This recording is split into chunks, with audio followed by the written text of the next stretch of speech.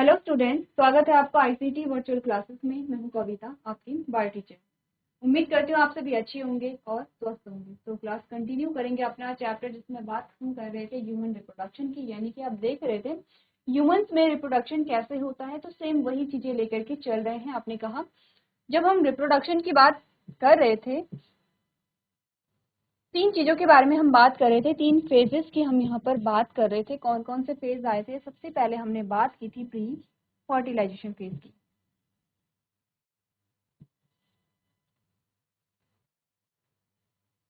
Pre fertilisation phase में mainly हम पढ़ते हैं गैमीट फॉर्मेशन।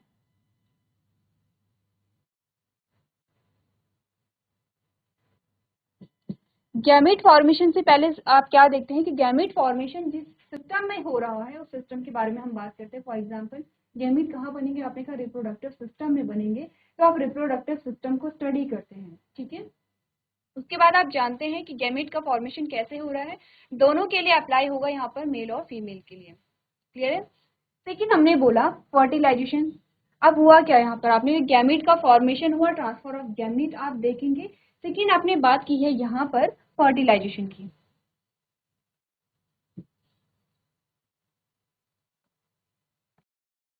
ठीक है, फर्टिलाइजेशन में आप पढ़ते हैं fusion of male and female gamete. Gamete का फ्यूजन हुआ। फ्यूजन के बाद आपने कहा कि फ्यूजन का जो यहाँ पर रिजल्ट आया या फर्टिलाइजेशन का जो रिजल्ट आया वो आपके पास आता है जाइगोट। ठीक है, जाइगोट एक क्या होती है? डिप्लॉयड सिंगल सेल होती है। कैसी होगी? डिप्लॉयड होगी और सिंगल सेल होती है। ठीक है, तीसरी हम बात करेंगे यहाँ पर पोस्ट फर्टिलाइजेशन की।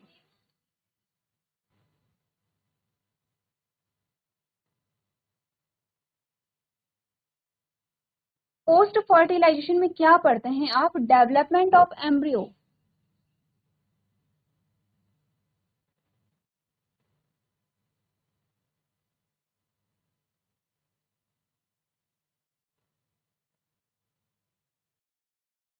यानी कि भ्रूण का विकास आप पढ़ते हैं। यहाँ पर आप क्या कर रहे हैं? गैमीट के फॉर्मेशन की बात कर रहे हैं। यहाँ पर आप बात कर रहे हैं युग्मक निर्माण।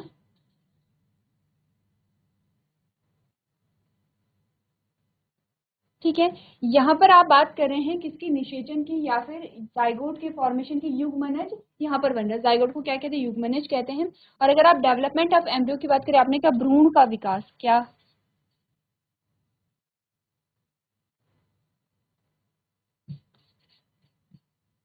पोस्ट फर्टिलाइजेशन में आप क्या पढ़ते हैं? यानी कि निषेचन के बाद की जो अवस्थाएं होती हैं उसमें आप क्या देखते हैं? भ्रूण का विकास देखते हैं। अभी जो हमारा टॉपिक चल रहा है वो कौन सा टॉपिक है? प्री फर्टिलाइजेशन है। ठीक है, और प्री फर्टिलाइजेशन में हम बात कौन से गैमेट की फॉर्मेशन की बात कर रहे हैं? बात कर रहे हैं मेल गैमेट। तो अभी तक आपने क्या चीजें समझी है? मेल गैमेट के फॉर्मेशन में हम बात कर रहे हैं कि मेल गैमेट का फॉर्मेशन कहाँ पर हो रहा होगा। अभी स्ट्रक्चर की बात चल रही है, गैमेट फॉर्मेशन को स्टार्ट नहीं किया है हमने। स्ट्रक्चर आपका रह जाता है जिसे हम आज क्या करेंगे? यहाँ पे स्टडी करेंगे। ठीक है, ये आपके कुछ टॉपिक आते हैं जिसमें आप देख रहे हैं कि आप गैमेटोजेनेसिस की बात कर रहे हैं। अब गैमेटोजेनेसिस की यहाँ पर बात कर रहे हैं। और गैमेटोजेनेसिस में कौन से गैमेटोजेनेसिस की? देखिए, गैमेट का मतलब होता है युग्मक। जेनेसिस का मतलब होता है निर्माण। यानी कि युग्मक निर्माण की जो प्रक्रिया होती है गैमेटोजेनेसिस कहते हैं। और यहाँ पर आप बात कर रहे हैं स्पर्मेटोजेनेसिस की, यानी कि प्रोडक्शन ऑफ स्पर्म या फॉर्मेशन ऑफ स्पर्म आप यहाँ पर स्टडी कर रहे हैं। यानी कि मेल गैमेट के फॉर्मेशन को आप स्टडी कर रहे हैं। ठीक है, चलिए, हमने कहा अगर हम मेल रिप्रोडक्टिव सिस्टम को पढ़ रहे हैं तो सबसे पहले आप देख रहे थे यहाँ पर टेस्टिस को, जो कि स्क्रोटा में पाया जाता है। एक्सेसरी डक्ट की बात करेंगे, ग्लैंड्स की बात करेंगे और एक्सटर्नल जेनिटलिया की बात करेंगे। ठीक है, हम बात कर रहे थे यहाँ पर स्क्रोटम की। यहाँ पर आपने बात की थी किसकी? स्क्रोटम की बात की थी। स्क्रोटम में क्या क्या स्ट्रक्चर आपने देखे हैं? आपने कहा कि यहाँ पर आपकी एब्डोमेन कैविटी आती है। ये वाला जो पोर्शन है एब्डोमेन कैविटी है। एब्डोमेन कैविटी से आपने कहा कि यहाँ पर क्या निकल रही है? स्केलेटल मसल्स निकल रही हैं। ठीक है, स्केलेटल मसल्स क्या करती हैं? यहाँ पर जो शेप होता है, साइज होता है, उसे मेंटेन करने में हेल्प करती हैं। ठीक है, तो आपने कहा यहाँ पर ये जो स्केलेटल मसल्स निकल रही हैं इन्हें आप क्रीमैस्टर मसल्स भी कहते हैं। ठीक है, ये सारे जो नाम आपको बताए जा रहे हैं आपको ध्यान देने हैं, क्योंकि सिर्फ बोर्ड एग्जाम के पर्पज से ही हम नहीं पढ़ रहे हैं। अगर आपको आगे चल के कोई कॉम्पिटिटिव एग्जाम की तैयारी करनी है, फॉर एग्जाम्पल आपको नीट अगर देना है, ये सारी चीजें मस्त होती हैं आपके लिए। जो डायग्राम है आपको बहुत अच्छे से समझना होता है, ठीक है। तो आपको करना क्या है, डिटेल में समझनी है चीजों को, ताकि आगे भी जो चीजें हैं वो आपके काम आएंगे। आपने कहा कि स्केलेटल मसल्स जो निकल रही हैं उसे आप क्रीमैस्टर मसल्स कह रहे हैं, जो कि आपको ग्रीन कलर की दिखाई दे रही है। आपने कहा एक और लेयर यहाँ पर होती है जिसे आप क्या कहते हैं, डार्टोस कहते हैं, या स्मूथ मसल्स भी इसे कहते हैं,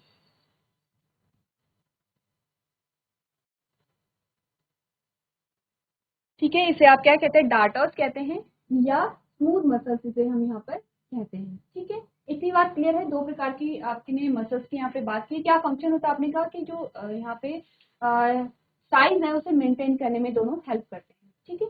जहाँ पर टेम्परेचर का डिफरेंस आता है तो टेम्परेचर के डिफरेंस को मेंटेन यहाँ पर किया जाता है। अब आपने कहा कि यहाँ पर आपके पास ये जो स्ट्रक्चर आता है, इसे, ये जो आपके पास दो स्ट्रक्चर आते हैं, दैट इज टेस्टिस, ये वाले जो स्ट्रक्चर हैं, ये वाले जो स्ट्रक्चर हैं, ठीक है। और इसके अंदर ही यहाँ पर आपने गैमीट का प्रोडक्शन होगा, ठीक है। तो हमें क्या पढ़ना है, यहाँ पर स्ट्रक्चर को डिटेल में पढ़ना है। आपने कहा इसके अंदर यहाँ पर बहुत सारे आपके पास क्या आते हैं, लोब्यूल्स आते हैं, जिन्हें आपने क्या कहा, टेस्टिकुलर लोब्यूल्स कहा है, ठीक है। क्या बोला है आपने, टेस्टिकुलर लोब्यूल्स कहा है। तो आपने कहा कि यहाँ पर टेस्टिस कितने टेस्टिकुलर लोब्यूल्स आपके पास आते हैं, 250, ठीक है। यानी कि 250 यहाँ होंगे, 250 आपके यहाँ आते हैं, ठीक है। टेस्टिकुलर लोब्यूल्स के अंदर, यानी कि हमने कहा ये एक टेस्टिकुलर लोब्यूल को आपने यहाँ पर बड़ा करके दिखाया है, दोनों में सेम ही स्ट्रक्चर होगा, यहाँ भी और यहाँ भी सेम स्ट्रक्चर होता है, बस आपको यहाँ पर ये टेस्टिकुलर लोब्यूल बड़ा करके दिखाया गया है। जब आपने इसे बड़ा करके देखा तो आपने कहा कुछ ट्यूब जैसी संरचनाएं यहाँ पर दिख रही हैं, किसके अंदर, टेस्टिकुलर लोब्यूल्स के अंदर कुछ ट्यूब जैसी संरचनाएं दिखाई दे रही हैं, जिसे आपने क्या क्या कहा, सेमिनिफेरस ट्यूब्यूल्स कहा, ठीक है। नाम में कंफ्यूज नहीं करेंगे। टेस्टिकुलर लोब्यूल्स ये हैं, और टेस्टिकुलर लोब्यूल्स के अंदर होंगे आपकी सेमिनिफेरस ट्यूब्यूल्स, ठीक है। अब यहाँ पर आपसे पूछा जाता है कि क्या एक टेस्टिकुलर लोब्यूल्स में सिर्फ एक ही सेमिनिफेरस ट्यूब्यूल्स होती हैं, तो यहाँ पर एक से ज्यादा होती है। कितनी होंगी, इनका जो नंबर होता है वो होता है 1 से 3, ठीक है। तो यहाँ पर आपने क्या बोला, एक टेस्टिकुलर लोब्यूल्स में 1 से 3 सेमिनिफेरस ट्यूब्यूल्स होती हैं, ठीक है। एक की बात चल रही है यहाँ पर, ठीक है, एक टेस्टिकुलर लोब्यूल्स की बात चल रही है, और जो स्ट्रक्चर आप एक में पढ़ रहे हैं सब में वही होगा। यानी कि इसमें भी सेमिनिफेरस ट्यूब्यूल्स हैं, इसमें भी है, इसमें भी है, सारे जितने भी आपके 250 यहाँ पर टेस्टिकुलर लोब्यूल्स आए हैं, सभी में सेमिनिफेरस ट्यूब्यूल्स पाई जा रही हैं। क्लियर है इतनी बात। अब यहाँ पर जो टेस्टिकुलर लोब्यूल्स आपके पास आ रहे हैं, ये वाली संरचनाएं, इन्हीं के अंदर आपने कहा कि गैमेट का प्रोडक्शन होता है। गैमेट के प्रोडक्शन से पहले कुछ जो सेल्स होते हैं, कुछ पार्ट्स होते हैं जो कि आपको समझने होते हैं, जिसमें से कुछ आपने समझ लिए हैं। यहाँ पर हमने बात की किसकी, ये टेस्टिकुलर लोब्यूल से। ये जो आपको स्ट्रक्चर दिख रहा है ये है टेस्टिकुलर लोब्यूल, ठीक है। और इसी प्रकार के कितने टेस्टिकुलर लोब्यूल्स होते हैं पर टेस्टिस, आपने कहा कि 250 होते हैं। क्लियर है इतनी बातें। अब इसके स्ट्रक्चर को एक बार और फिर से समझ लीजिए, कौन कौन से स्ट्रक्चर आपके पास आए हैं। आपने कहा यहाँ पर, आपने कहा इसे हम बाद में डिस्कस करेंगे, ये है आपका सेमिनिफेरस ट्यूब्यूल्स। पूरा आपका टेस्टिकुलर लोब्यूल्स है, इसके अंदर आपने कहा सेमिनिफेरस ट्यूब्यूल्स होंगे, और इसी प्रकार के कितने सेमिनिफेरस ट्यूब्यूल्स होते हैं, 2 से 3 सेमिनिफेरस ट्यूब्यूल्स होंगे। यानी कि एक ये है, एक यहाँ पर होगा, एक यहाँ पर होगा। इसी प्रकार से 1 से 3 सेमिनिफेरस ट्यूब्यूल्स कहाँ पर होते हैं, टेस्टिकुलर लोब्यूल्स में होते हैं। आपने कहा टेस्टिकुलर लोब्यूल्स में सेमिनिफेरस ट्यूब्यूल्स के अलावा कुछ और चीजें यहाँ पर पाई जाती है, कुछ और सेल्स पाए जाती है, जिसे आप लीडिंग सेल्स कहते हैं, या इन्हीं को आप कहते हैं इंटरस्टिशियल सेल, ठीक है। इन्हीं को आप क्या कह रहे हैं, लीडिंग सेल कहेंगे या फिर इंटरस्टिशियल सेल्स कहेंगे। इंपॉर्टेंट होती हैं, क्यों इंपॉर्टेंट होती हैं, क्योंकि इन्हीं से क्या निकलता है, क्या रिलीज होता है, एंड्रोजन निकलता है, और ये एंड्रोजन क्या करेगा, कुछ हार्मोन्स को निकालेगा, जैसे टेस्टोस्टेरॉन। बहुत मस्त होता है यहाँ पर गैमीट प्रोडक्शन के लिए और सेकेंडरी कैरेक्टर्स के लिए, ठीक है। क्लियर रहती बातें, आप ध्यान रखिए। यहाँ हम बात करें किसकी, मेल की बात होगी। इसके अलावा आपने कहा यहाँ पर ये जो आपके टेस्टिकुलर लोब्यूल्स, अब हम बात करते हैं यहाँ पर टेस्टिकुलर लोब्यूल्स में जो आपके सेमिनिफेरस ट्यूब्यूल्स होते हैं, ठीक है। सेमिनिफेरस ट्यूब्यूल्स के अंदर ही क्या होगा, गैमेट का प्रोडक्शन होगा। अब कंफ्यूज नहीं करेंगे, हमने बोला कि यहाँ पर टेस्टिकुलर लोब्यूल्स में ही क्या हो रहा है, यहाँ पे गैमेट का प्रोडक्शन हो रहा है। अब हम कह रहे हैं सेमिनिफेरस ट्यूब्यूल्स में गैमेट का प्रोडक्शन हो रहा है, तो देखिए सेमिनिफेरस ट्यूब्यूल्स भी तो यहाँ पे टेस्टिकुलर लोब्यूल्स के अंदर है। तो अगर आपसे पूछ, आप टेस्टिकुलर लोब्यूल्स को यहाँ पे क्लिक करेंगे कि टेस्टिकुलर लोब्यूल में क्या हो रहा है, गैमीट का प्रोडक्शन हो रहा है। टेस्टिकुलर लोब्यूल के अंदर आप, तो क्या बातें हमने की है, हमने कहा टेस्टिकुलर लोब्यूल के अंदर सेमिनिफेरस ट्यूब्यूल्स होंगी और इन्हीं के अंदर, अब यहाँ पर सेमिनिफेरस ट्यूब्यूल्स के अंदर कौन कौन से स्ट्रक्चर आते हैं आपने बात की है। सबसे पहले नर्व सेल, जिसे आप सर्टोली सेल भी कहते हैं, नर्व सेल या सर्टोली सेल। फंक्शन क्या होता है इनका, आपने कहा जो गैमीट यहाँ पर बनेंगे उनके नरिशमेंट के लिए रिस्पॉन्सिबल होती हैं। अब अगर मैं आपसे क्वेश्चन करूं, जब आप बात कर रहे थे रिप्रोडक्शन इन फ्लावरिंग प्लांट, तो हमने बात की थी यहाँ पर कि जब पॉलन ग्रेन का फॉर्मेशन हो रहा है, तो पॉलन ग्रेन के फॉर्मेशन, पॉलन ग्रेन के अंदर जब क्या बन रहे थे, मेल गैमीट बन रहे थे, वहां पर गैमीट्स को नरिशमेंट कौन प्रोवाइड करा रहा था। अगर हम बात करें किसकी, पॉलन ग्रेन या मेल गैमीट की हम बात करें किसमें, प्लांट्स में, तो आपने कहा मेल गैमीट्स को जो नरिशमेंट प्रोवाइड करा रहा था वो कौन करा रहा था। आपको याद होगा जब हमने एंथर की बात की थी, एंथर की हमने अलग अलग लेयर्स देखी थी, हमने टेपेटम लेयर की बात की थी कुछ इस प्रकार के स्ट्रक्चर हमने बनाया था, कुछ इस प्रकार से स्ट्रक्चर हमने बनाया था।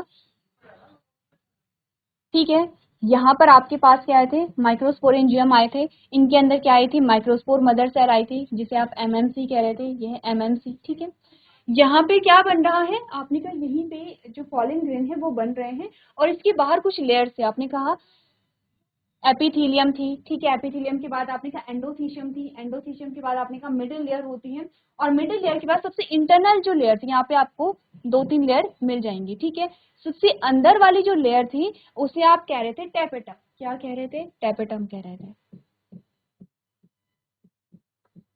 ठीक है, टेपेटम, ये टेपेटम क्या कर रहा था, ये जो टेपेटम की लेयर है, ये जो गैमीट का प्रोडक्शन अंदर हो रहा है इन्हें नरिशमेंट प्रोवाइड करा रहे थे। ये तो बात हुई मेल गैमीट की। अगर हम बात करें फीमेल गैमीट यानी कि एक्सेल का फॉर्मेशन जब हो रहा था तो उसे कौन नरिशमेंट प्रोवाइड करा रहा था।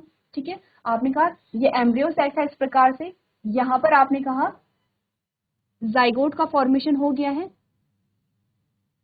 ये जब जाइगोट का फॉर्मेशन हो गया था तो आपने कहा इसे नरिशमेंट कौन प्रोवाइड करा रहा था, तो आपने कहा कि यहाँ पर और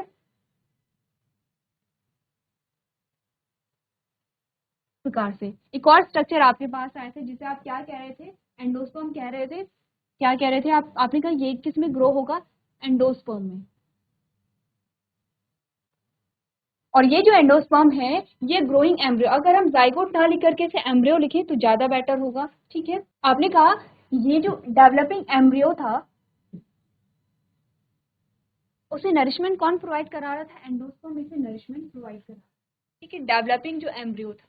क्लियर है, तो ये जो पीछे की चीजें हैं ये भी आप साथ में चलेंगे, रिलेट करते रहेंगे, क्योंकि प्रोसेस जो आप पढ़ रहे हैं टॉपिक जो है सेम है, बस डिफरेंस आ जाता है कि प्लांट सेल में क्या हो रहा था, एनिमल सेल में क्या हो रहा है।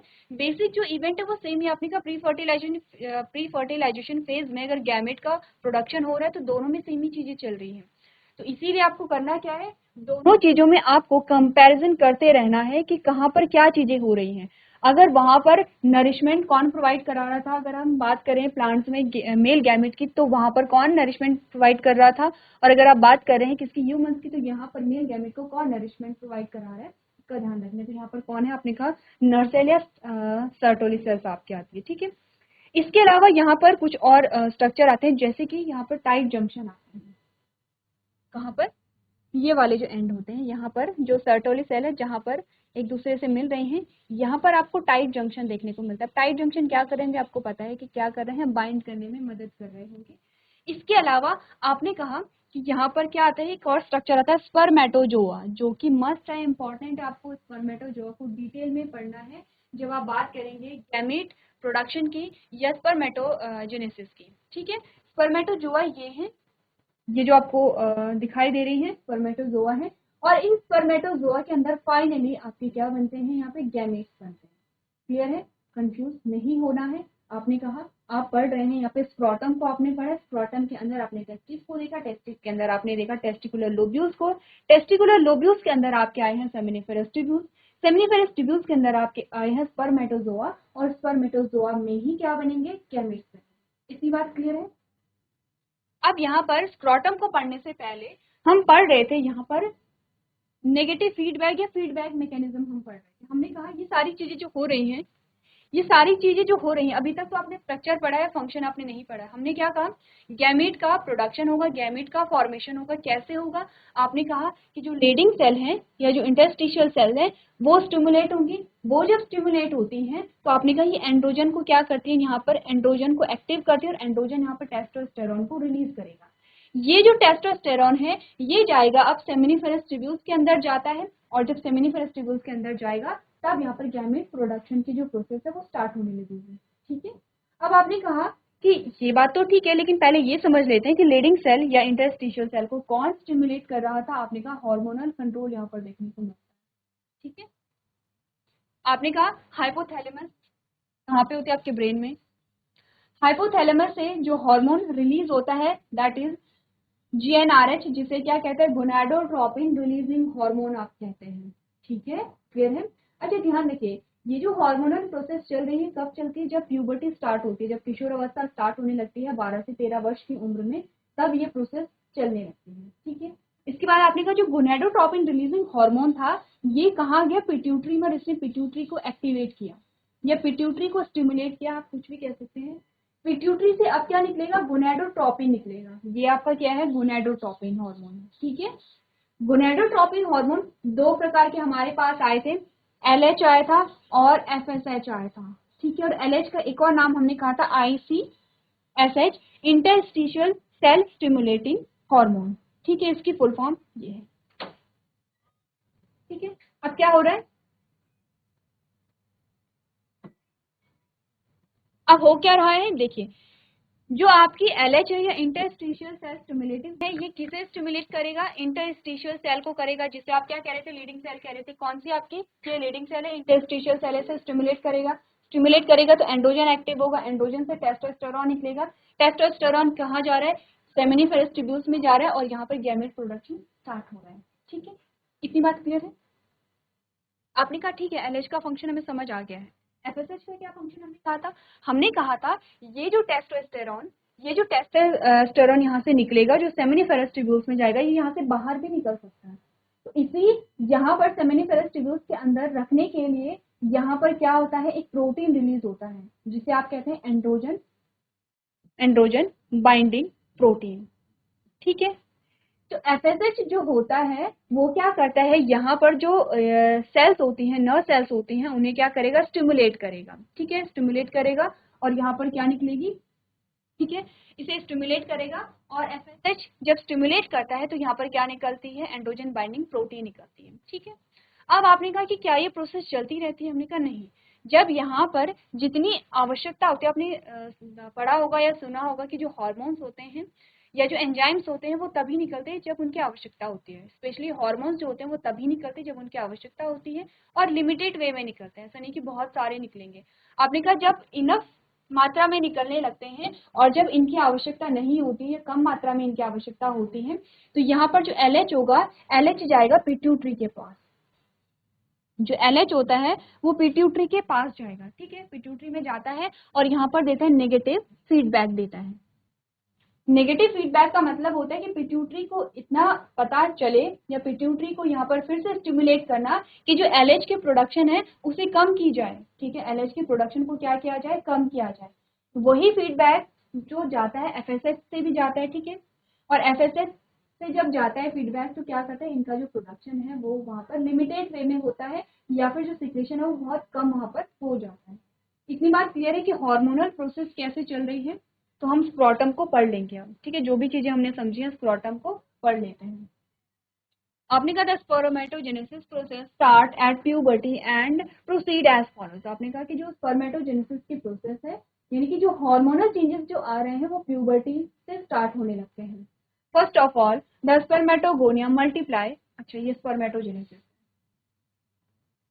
हम स्क्रोटम को सबसे पहले पढ़ेंगे। ठीक है, स्पर्मेटोजेनेसिस को पहले समझना है आपको डायग्राम के थ्रू, उसके बाद आप क्या करेंगे, स्पर्मेटोजेनेसिस को पढ़ेंगे। स्क्रोटम के स्ट्रक्चर को पढ़ लेते हैं। आपने कहा the testes are situated outside the abdominal cavity in a pouch called scrotum. ठीक है, क्लियर है, which help in maintaining the low temperature of testis necessary for the spermatogenesis। Important line है, स्टार कर लीजिए। आपने कहा कि यहाँ पर क्या होता है, जो स्क्रोटम है, स्क्रोटम क्या करता है, यहाँ पर टेम्परेचर को मेंटेन करता है स्पर्मेटोजेनेसिस के लिए, क्योंकि यहाँ पर गैमेट प्रोडक्शन के लिए कम टेम्परेचर की आवश्यकता होती है, टेम्परेचर को मेंटेन करेगा।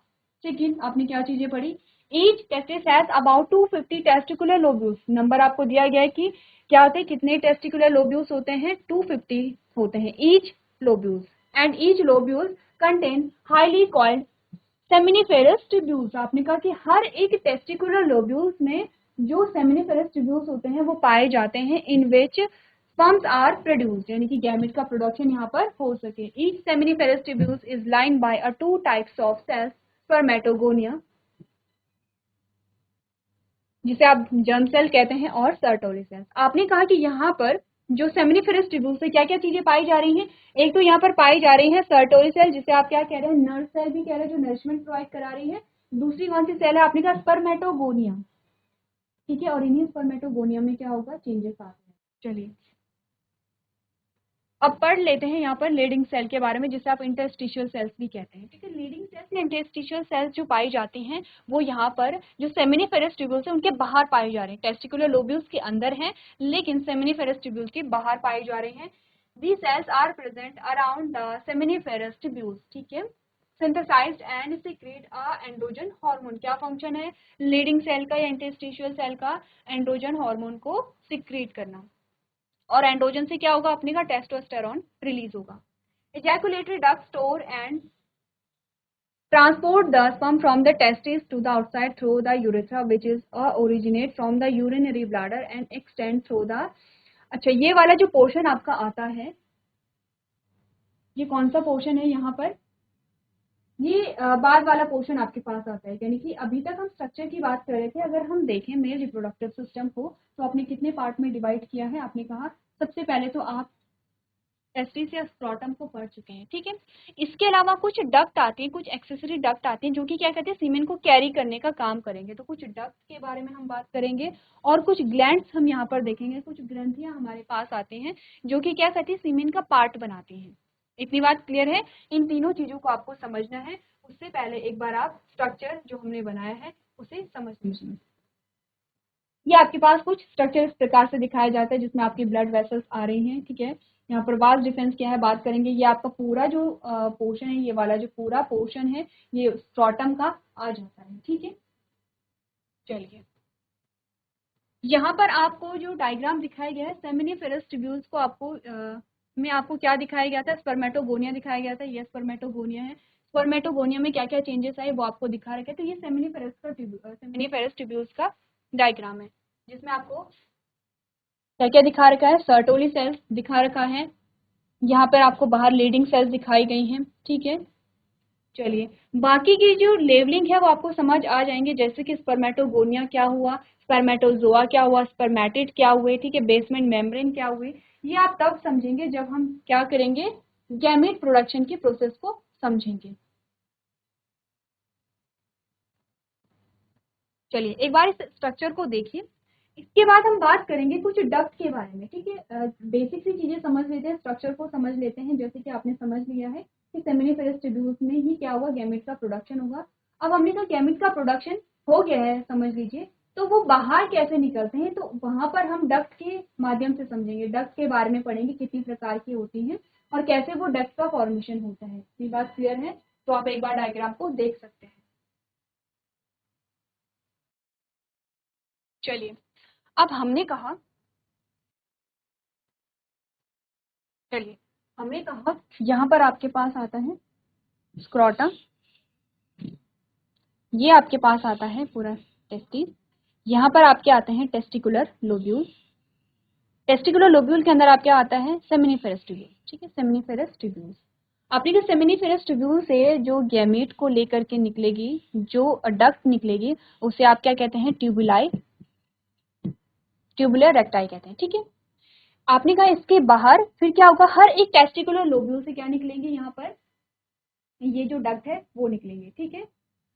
नेक्स्ट आपने बोला यहाँ पर जब बहुत सारी डक्ट मिल गई हैं, बहुत सारी, जैसे कि आपने कहा कि एक टेस्टिकुलर लोब्यूल ये है, दूसरा आपने कहा कि जो एक सेमिनिफेरस ट्यूब्यूल ये है, दूसरी सेमिनिफेरस ट्यूब्यूल से, तो यहाँ पर जब बहुत सारी डक्ट निकलती हैं तो इन्हें आप क्या कहते हैं, रेटे टेस्टिस कहते हैं, ठीक है। फिर आपने कहा कि कुछ ऐसे भी यहाँ पर डक्ट होंगे जो कि क्या करेंगे, यहाँ पर बाहर की ओर निकलेंगी, इसे आपने क्या कहा, वास एफ्रेंशिया कहा,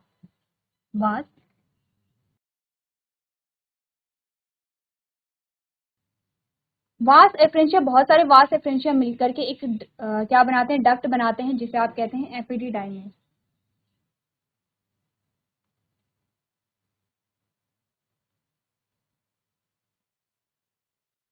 ठीक है। तो यहाँ पर आप एक बेसिक सा स्ट्रक्चर देखिए, जब प्रोसेस हम पढ़ेंगे तब आपको समझ आ जाएगा कि कहाँ से कहाँ को यहाँ पे जो सिक्रीशन है वो हो रहा है। एपिडिडाइमिस जो है वो सबसे लॉन्गेस्ट क्या है, यहाँ पे डक्ट कहिए, सबसे लॉन्गेस्ट डक्ट है मेल रिप्रोडक्टिव सिस्टम की, ठीक है। यहाँ पे क्या होता है, जो गैमीट है उनका स्टोरेज यहाँ पर पाया जाता है। इतनी बात क्लियर है। तो नेक्स्ट जो हमारा लेक्चर होगा, हम बात करेंगे यहाँ पर गैमीटोजेनेसिस की, ठीक है। हम बात करेंगे गैमीटोजेनेसिस की, जिसमें आपने क्या पढ़ना है, आप बात करेंगे स्पर्मेटोगोनी। तो इससे पहले के जो टॉपिक है वो आप लोग अच्छे से समझ लेंगे, उसी के बाद आपको जो आगे के जो टॉपिक है वो समझ आएंगे। तो आज के सेशन में हम इतना ही करेंगे। अभी तक क्लास में बने रहने के लिए आपका धन्यवाद।